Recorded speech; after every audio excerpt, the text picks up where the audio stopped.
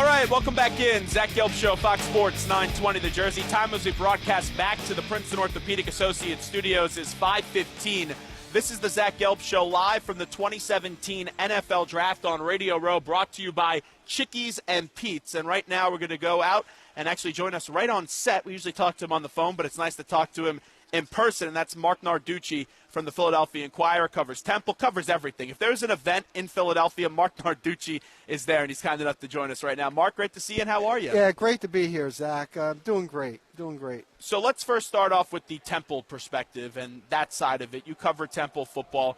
Hassan Reddick, we all know he was a good player, but no one saw this first-round pick coming, and that's what's going to happen tonight. Just how about this process for Hassan and the way that he's really gone up in the ranks? Well, you know, it's interesting. I talked to Daniel Jeremiah, and I did a story on Philly.com about it today, and I asked him about Reddick, and he said basically the reason so many teams were late on coming into him is the fact that he had very little preseason buzz, and teams make their arrangements to go out scout players early in the season. So a lot of people didn't scout him. Now, he was an honorable mention all-conference performer as a junior, so it's not like he came out of nowhere.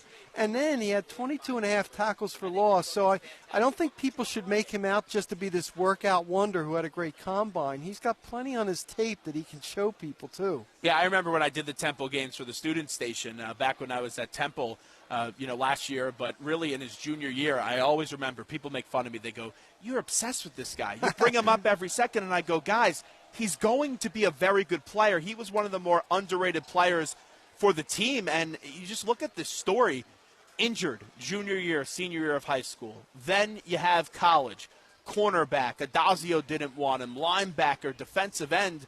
And here we are hours away from this guy potentially going in the top 15 of this draft. It's unbelievable. And Zach, you can't discount the fact that, and I've talked to a lot of people, that besides everything he's shown on tape, he has been an exemplary person in the interview process, too. Yes, very good. And that has just kind of been the icing on the cake for him. So a lot of people really not only are buying into him as a football player, buying into his character. And I think it's interesting. And I know I cover Temple, you're from Temple, and you try not to be biased, but the Temple players, from what I understand, and I've talked to people and scouts, they have a really good reputation because the scouts that come to those practices see how hard those guys work. They do a lot of hitting during the week, more so than I think a lot of college teams. And under Matt Rule, and we're seeing it now under Jeff Collins, the same thing, that these guys really come and bring it. And that's very important when you get to this next level. When's the earliest you think Hassan could go tonight? I tweeted out 9 with the Bengals. I think that's my prediction for whatever it's worth. I mean, they could certainly use an edge rusher. You think of the Saints at 11, that's possible. Buffalo, you just don't know at 10 which way they're going, if they're going to go for a quarterback, receiver, whatever. So, but as you said, probably top 15. I doubt he gets past Miami at 22. Yeah, and I think the absolute latest to me would actually be the Lions at 21. Okay. I'm hearing the Lions absolutely love him, and you see him going to the Lions in a lot of mock drafts. But like you said, for whatever that is worth, because these mock drafts, they change by the second. Any chance do you see the Eagles maybe going 14 with Reddick? It'd be a nice story. I don't think it's going to happen, though. No, it's interesting. They met with him. He had done all his visits and everything, and then they came over and met with him. So I would not discount it. I don't think that's the way they're going. I'd be surprised if they go to a linebacker, but I think it would be a heck of a pick. A guy can be an edge rusher from the outside, and I still think, in a 4-3 alignment, he could still put his hand on the ground and be a defensive end in certain passing situations. I know about his weight. I know he's only 6'1", 237, but he's got that quick first step, and he can get by a lot of big tackles. I think it's a play that some people forget about just because that game was a blowout. But if you go back to the American Athletic Conference Championship game when he had that interception, that play to me just shows how athletic this kid is. No question about it. And the other thing, if you noticed, earlier in the year, Quentin Flowers, a quarterback from South Florida who destroyed everybody, they made him a spy on Flowers. Flowers is about as fast as anybody. He was the American Athletic Conference Offensive Player of the Year. and Reddick did a pretty good job shadowing him, and that was one of the reasons Temple, even though Temple was home, it was considered an upset, and they were able to beat South Florida, and that went toward them winning the division and then eventually winning the conference championship. Now, we talk Hassan Reddick. Let's get to Deion Dawkins. I saw Chad Ryder from NFL.com had him going number 15 overall in his mock draft. We had Chad on yesterday. But with Deion, what do you put the percentage on of him going tonight? I would still be surprised. My colleague at the Inquirer, and I know you had alluded to it too, Jeff McClain had him going 31 to Atlanta. It would not surprise me. Again, he's got a great character, the work ethic. You know, these guys, Reddick, Deion Dawkins, they got their degrees, and that's an important thing to a lot of NFL people because it shows that they not only had the discipline to be football players, but they got the job done academically. And I think the other thing that favors Deion is the fact that some teams see him, Zach, as a guard, some teams see him as a tackle. But if you could play both, especially now with the way NFL linemen are dressing seven guys a game, you need people with versatility. I think people like that. I think they like his toughness, his football IQ. I wouldn't put it out of the realm of possibility, but I still think it'll be the second round. I agree. I think it will be second round. I think it's going to be early second round.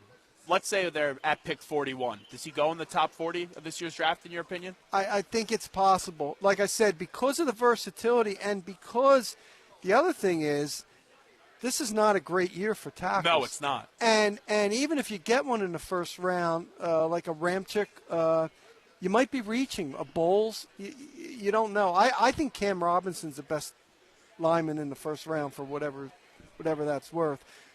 So, but I think Deion Dawkins, I'd be very surprised if he gets out of the second round and he's not selected. Marc Narducci with us from the Philadelphia Inquirer. Since we have you here, impressions so far on Jeff Collins? Well, it's funny. I went to all 14 spring practices, and I know you were there a lot, Zach.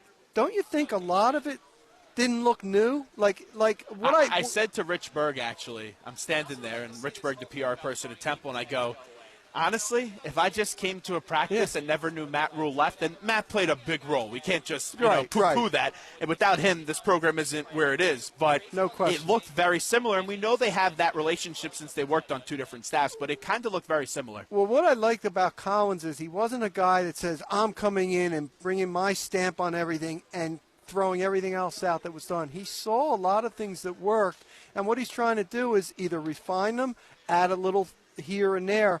He is a very active coach, and I wrote about this earlier. What's interesting is he's gone out of his way to show the offense that, I don't just have my head in the defense. He's as involved with the offense, and it's showing these guys, I'm interested in what you're doing. I'm not just a defensive guru, although that is where he can hang his hat on. Now, I know you're a big traveler. What was the one state we always kid around about? Iowa, right?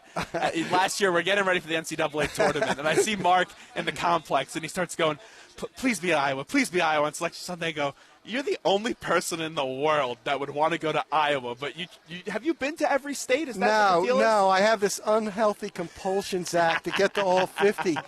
I've been to 48, and I'm stuck because I got North Dakota and, believe it or not, West Virginia.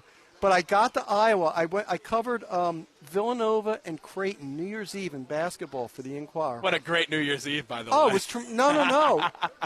I volunteered because A, I'd never been to Nebraska. There we go. And B, there were 18,500 crazies in that Creighton gymnasium arena.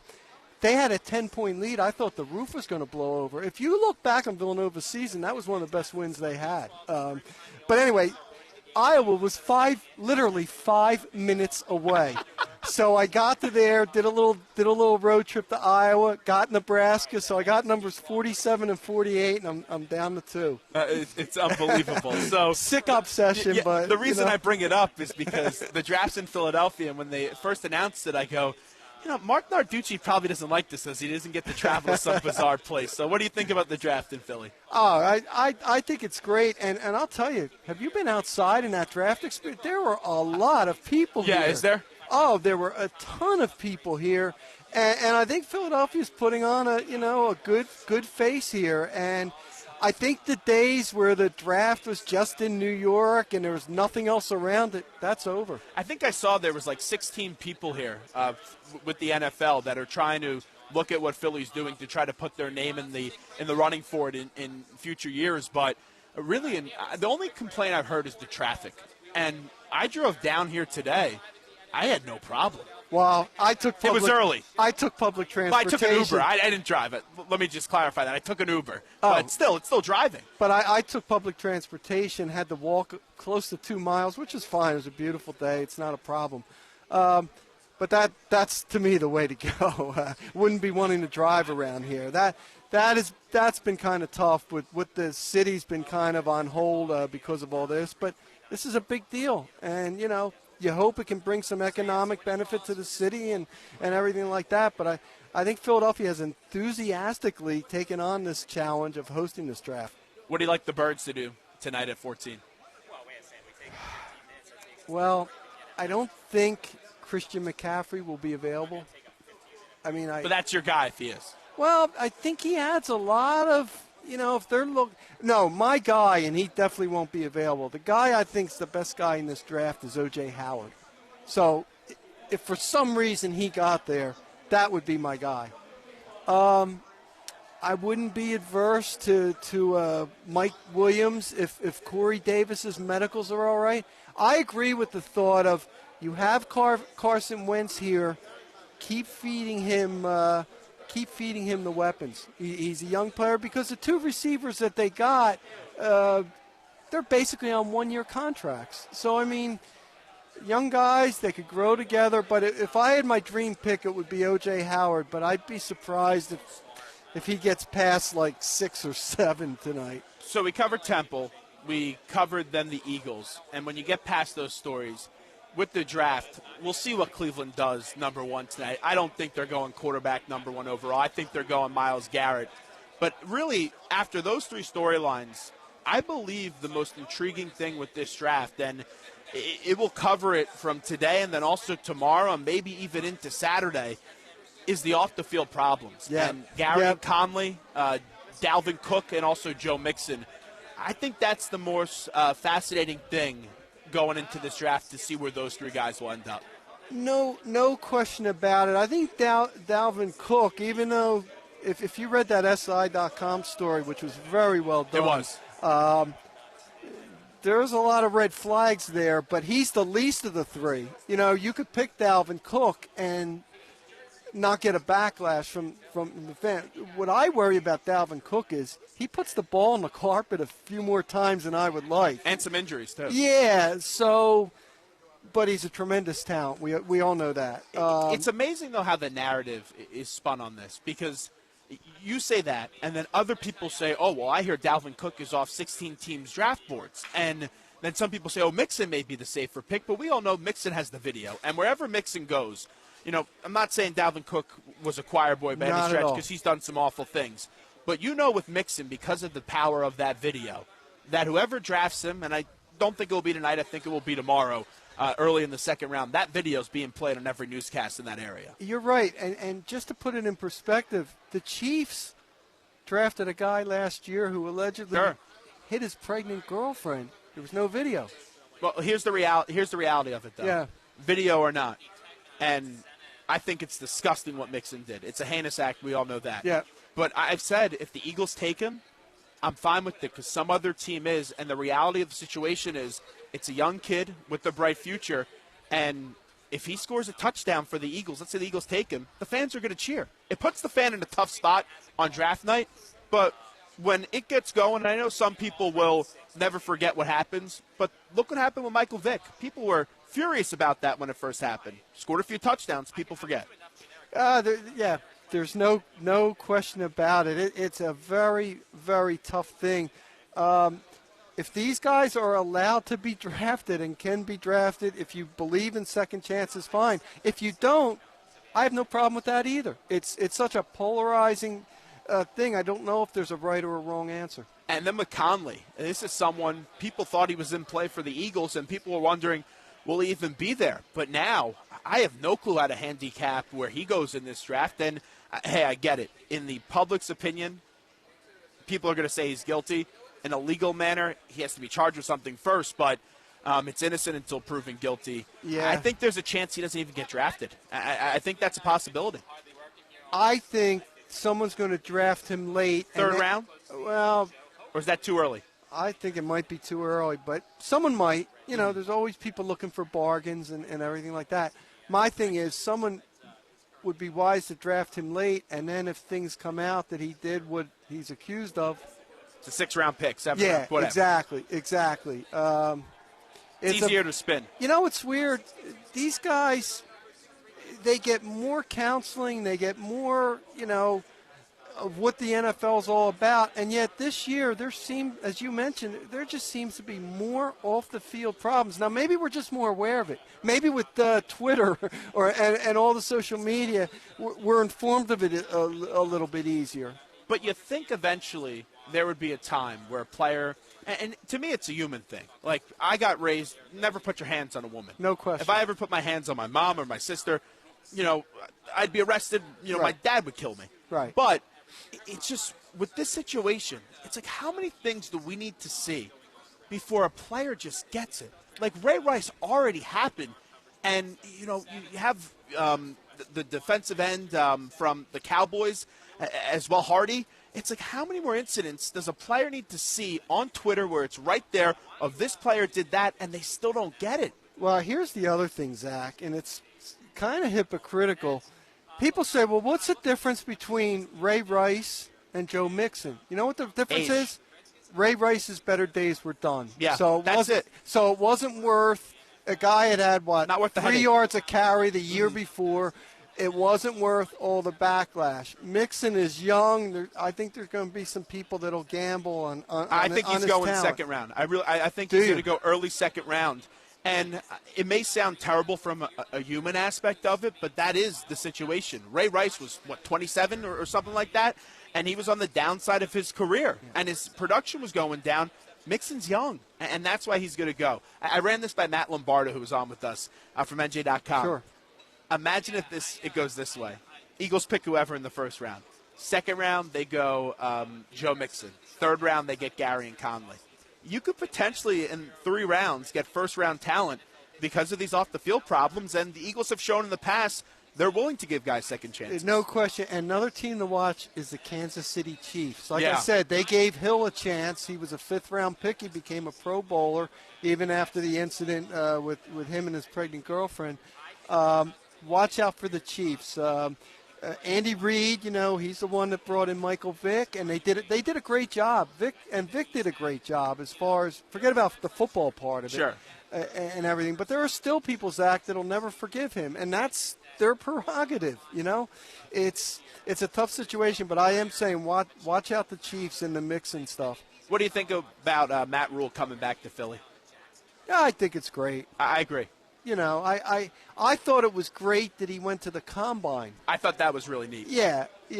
And the thing about Matt is I ran into Matt at Madison Square Garden at the East Regionals. Yeah, so did I. You were up there. Yeah. In fact, I think you're the one that told me he was in the building. Someone comes up to me, they go, oh, my God, did you hear Matt Rule's here? I'm like, where did you see that? He goes, Narducci just tweeted out. I go, I just told Narducci that. Come on. You can't even get credit for that story, which I wouldn't even want credit for. But anyway, And you see the tweets Matt has from Baylor. He's attending softball games. He's attending all these sports, and he's really into being supportive to other people. So, and he loves coming back here. Yeah. You know him as well as anybody. And so I think it's great. And for him, it's kind of a celebration of his guys, as he says. So I think that'll be great. I got to tease him tomorrow when he joins us, though. He's scheduled to join us tomorrow. The pictures they put out about him, though, with the Cowboys hats and everything. Oh, how about I that? eat that stuff up. I laugh at that. Marc Narducci, though, maybe the hardest working person in Philadelphia. Do you agree with that? I don't know. You're everywhere. You would give anybody a pretty good run, Zach. And you're young. You got a lot of energy. So. Yeah, I still got to get to Iowa, too. Mark, we appreciate it. Thanks so much. Zach Gelb Show, Fox Sports 920 The Jersey. Let's take a break. We'll come back and we'll play some audio, actually, from Corey Davis, John Ross, Hassan Reddick, Bowles, Ramchick, and Watson. We'll do that next as we wrap up shop from the 2017 first round of the NFL Draft.